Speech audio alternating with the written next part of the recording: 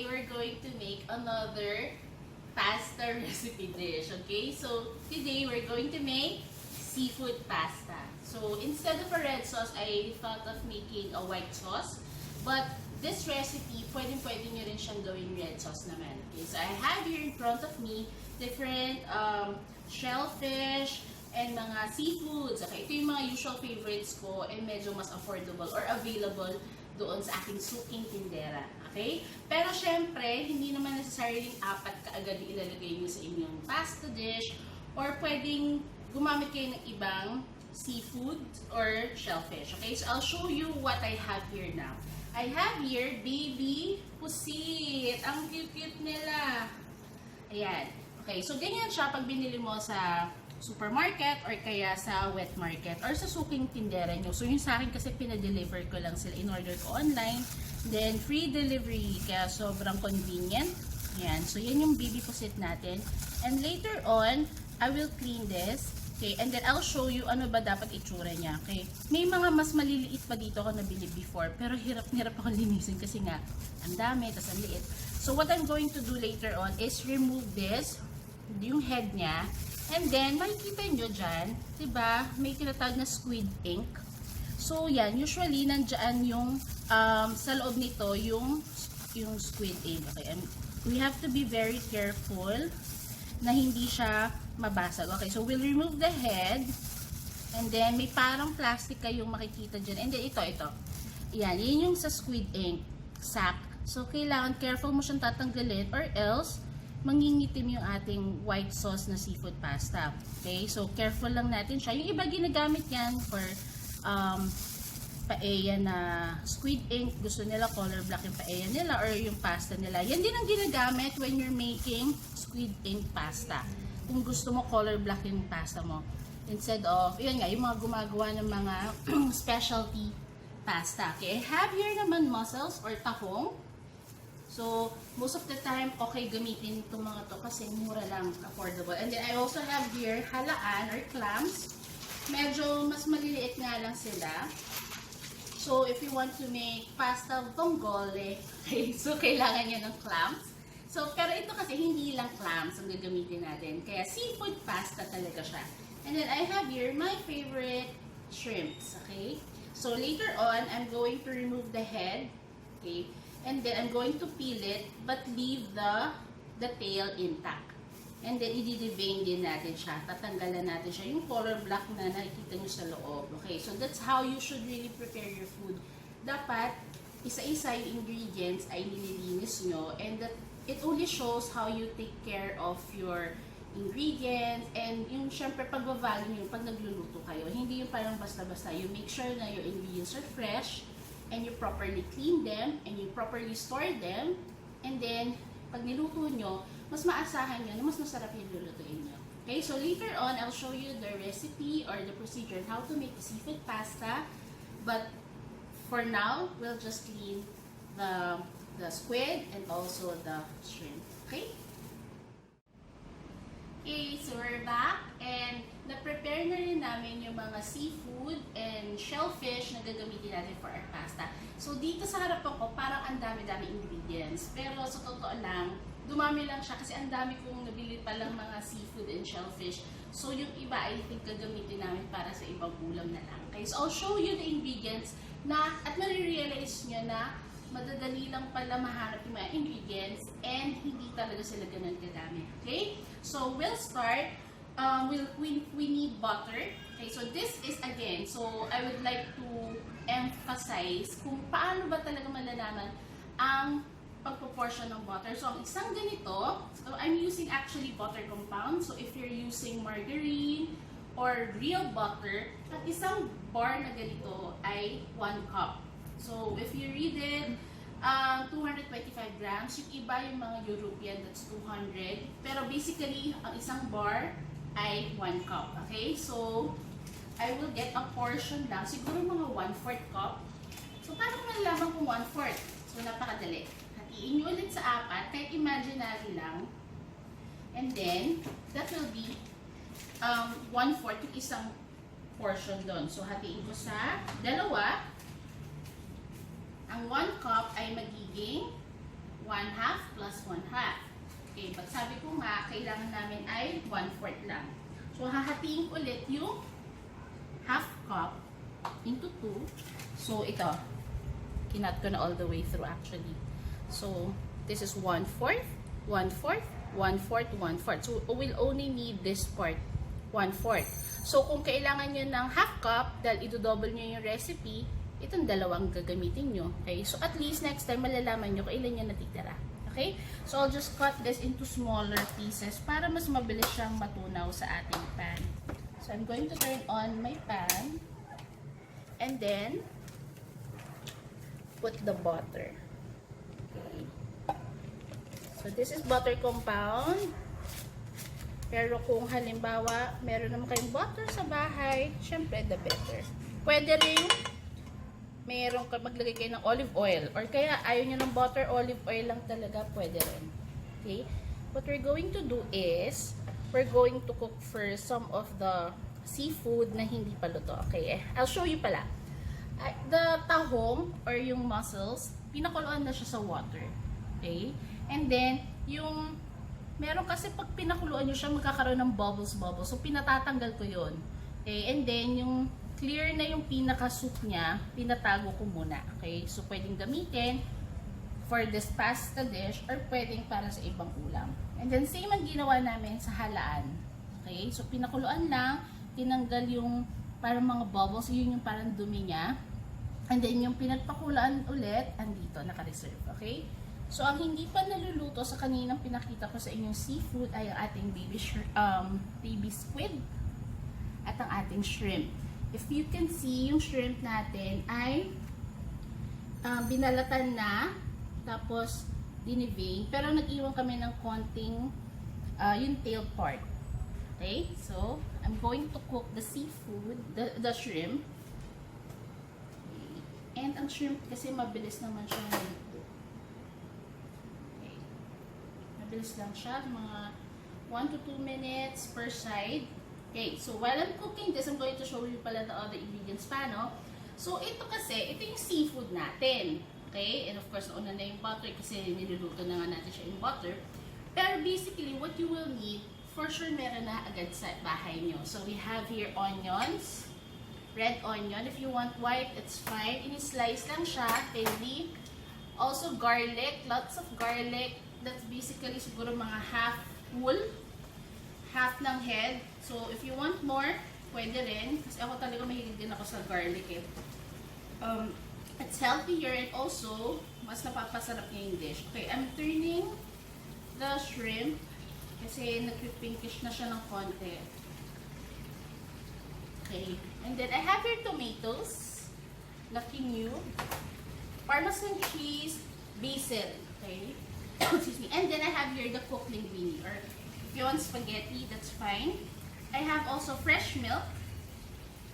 Yan. And then, diba sabi ko, binalatan na yung shrimp natin. Tinanggalan ng ulo. Ito yun, oh, hindi ko pa tinapon. Kasi, sayang naman yung katas. So, ito, hot water lang. Okay, lapit kayo para makita nyo. Pagbuhos ko pa lang ng hot water, nag-iiba na yung color nung pinaka-ulo ng shrimp, tsaka yung pinaka-skin niya, o diba? So, kukunin natin later on dyan yung pinaka-lasa ng shrimp. Sayang, ibig na itatapon lang, diba? So, kukunin natin yung flavor. So, ma-optimize natin yung flavor ng ating seafood. So, lutuin natin yung shrimp. Okay, that's what we're going to do also with the baby squid. Lulutuin na natin siya para pag yung pasta natin, yung halos assemble, mix everything na lang pagkagistan din ng ating aromatics. Okay, so I'm going to remove this, the shrimp, put it in a separate plate. And then, ganun din yung gagawin ko sa squid. Magluluto din ako ng squid and then tatanggalin ko ulit. And then, pakita ko na kung paano siya lutuin. Okay, so now I'm cooking the baby pusit. Okay, as you can see, hindi ko na siya na-slice. Kasi iniisip ko kapag naluto siya, medyo mas mag-shrink siya. But if you like, you can cut it into 2. Ganyan.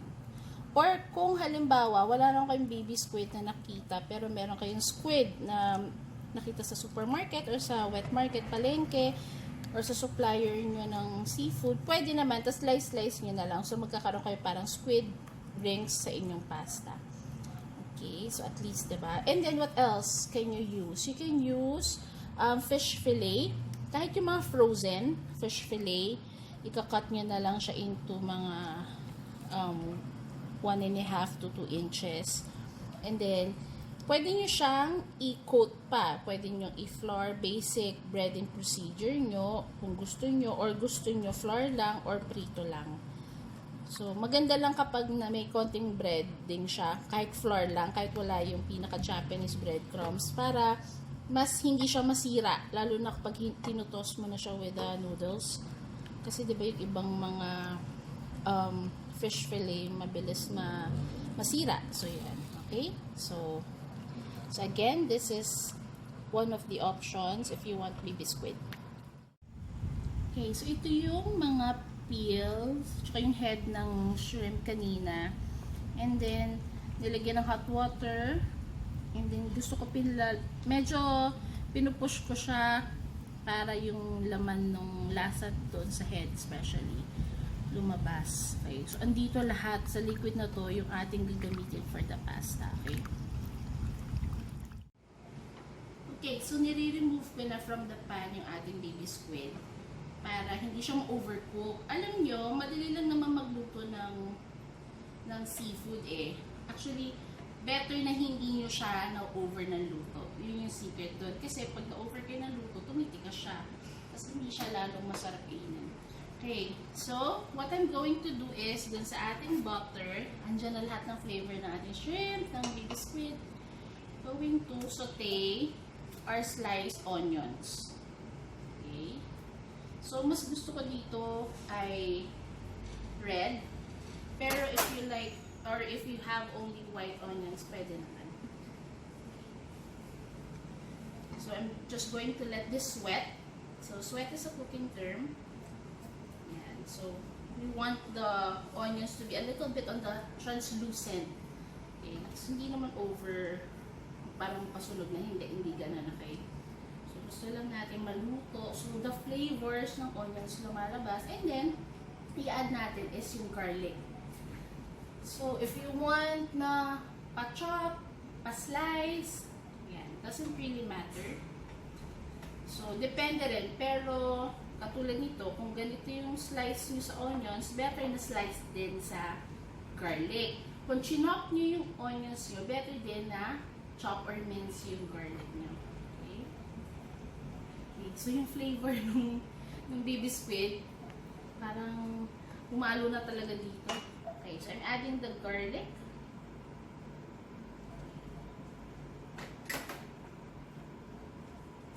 And then, habang i-infuse natin yung flavor at saka niluluto natin. Okay, we're going to need, okay, so depende. So, I'm going to add milk. So, mga 1.5 cups of milk, fresh milk. And then, same proportion sila ng stock, mga seafood stock. So, ano ba itong seafood stock? Ito yung ating pinagpakuluan ng shellfish. At ito nga ang ating nilagyan ng hot water sa shrimp. So, yan na bali yung pinaka ating seafood stock. Okay, so hindi nyo na talaga kailangan pa. Lahat ng natural flavors ng ingredients na ginagamit natin, ibabalik lang din natin in one dish. So, hindi nasasayang. Okay, ito, pinagpakuloan ng halaan at ng talong. Ay, sorry, ng tahong. Ito naman ay yung head tsaka yung pinagbalatan ng hipon. Yan, nilagyan lang ng hot water. And then, andyan na. Imagine, andyan lahat ng flavors. And of course, sibuyas, bawang, kamatis, and then, parmesan cheese, basil, salt, and pepper. Okay, I'm going to add salt and pepper ngayon. Kasi, if you've watched my previous videos, lagi ko sinasabi na layer by layer tayo mag-season. So, mag-salt and pepper tayo, hindi sa end lang. ng pagluluto.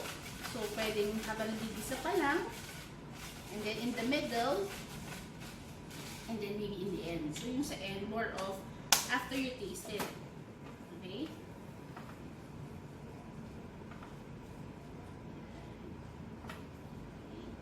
So, balikan natin to kapag okay na yung sibuyas sa bawang natin. Okay, so now I'm going to add the milk.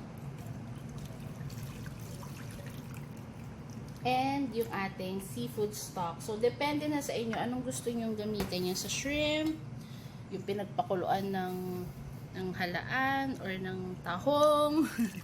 Yan. Pero ito yung una ko tong sa hipon. Yan. So, almost 1 and a half. And then, kung kaya nyo pisa-pisain. Yan. Pisa-pisain natin yung head. Kasi diba pag kinakain nyo yan, may lumalabas pa na flavor. Yun. So, yun yung gusto ko. Yan. Mukhang enough ng ating sa squid stock or yan, flavoring. Reserve nyo na lang yung sa pinagpakuluan ng tahong at halaan kung kailangan pa. Okay. There. So, kung kulang siya, dagdagan na lang natin para maging 1.5 cups. Okay, so there. So I'm going to add, so again, butter, sibuyas, bawang, milk, and the stock. Okay. So lulutuin lang natin to, okay, hanggang mag-blend ang flavors, and then we'll try to reduce it. Kasi parang, di ba, sobrang labnaw naman niya, tsaka masyadong madami for our sauce. And then, I'll show you kung ano yung kailangan nyong makita before you add the other ingredients, okay? Okay, so you can season some more salt and pepper. If you want a little bit on the spicy side siya, pwede nyo lagyan ng konting chili. If you want to add, yung iba kasi mas gusto nila very flavorful pa lalo. So, this point, pwede na kayo maglagay ng mga chicken powder or chicken stock powder. So, depende sa inyo. Pero ito, wala akong nilalagay na other seasonings other than salt and pepper. Okay? But I have here Parmesan cheese. Okay, so the Parmesan cheese will also give flavor and saltiness. So, let's put a lot. Okay, and then, reserve na lang kayo later for yung before serving. Okay? So, careful din kayo sa pagsiseason. You always taste para malaman nyo if you need some more salt dito sa ating pasta. Kasi nga naglagay tayo ng Parmesan cheese. So, magkakaroon ng salty flavor from the Parmesan cheese. Okay, so what you're going to do now is, so remember, wala tayong thickening agent na nilagay dito. Walang cornstarch, walang roux, walang flour, wala ring cream. But pwede palang cream if you don't like milk or you don't have milk. So ito, lalagay ko ng ating kamatis, tomatoes, okay? So you might ask, bakit ngayon lang, hindi kanina nung ginisa siya? Ginisa yung sibuyas at bawang. Pwede naman, but the thing is, mas gusto kong medyo mas fresh yung dating ng ating tomatoes. So last part ko na siya nilagay. But if sinabay nyo siya sibuyas, tapos bawang, tapos later on kamatis, yung inyong ginamit na pagigisa, pwede yan, okay? So now, what I'm going to do is, I'm going to add the halaan na pre-boiled na natin, and also the tahong, hindi talong, okay? Tahong. Okay, so ilalagay na natin. Pwedeng tanggalin nyo na sa shell, meat na lang. Pero kasi ang maganda, pag naka-shell pa, parang ang daming nilang tingnan. Ang ganda nilang tingnan. So, maganda din kasi sa presentation kapag yung shell nakasama pa. Okay? So, kung naamoy nyo lang. Okay. Kung ayaw nyo nga ihalo yung pasta dito, parang meron na rin kayong seafood soup. Okay, and then, of course, lagay natin ang ating niluto. shrimp, and baby pusit. So if you have fish fillet, add nyo na rin, or later on, kasi nga ang problema with fish fillet ay mabilis siyang masira. Okay. You can add cream at this point as well if you like. Okay. Pero what I'm going to do lang here is i-reduce po natin ng konti.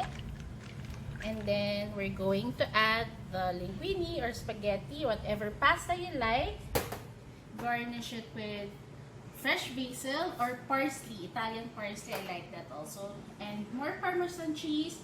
Depende sa inyo, if the taste is not yet enough for you, you can add salt and pepper. And then I'll show you later on our finished product.